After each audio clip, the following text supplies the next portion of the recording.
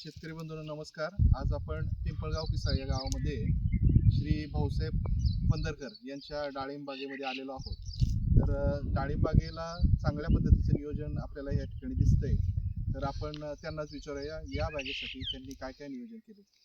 आता आमचा हा तिसरा बहार आहे साहेब. आम्ही पहिल्या वर्षापासून ग्रीन हार्वेस्ट तुमचं नेचरचं वापरलेलं आहे. आता तिसऱ्यांदा पण वापरलं, तर आम्हाला त्याचा चांगला रिझल्ट आलेला आहे.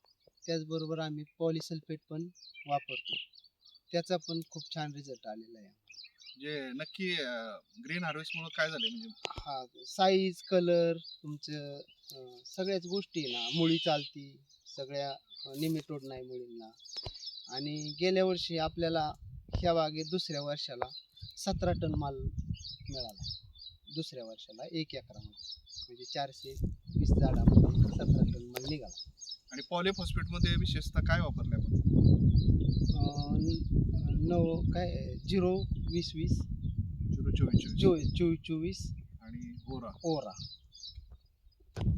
चालेल, ठीक आहे, थँक्यू.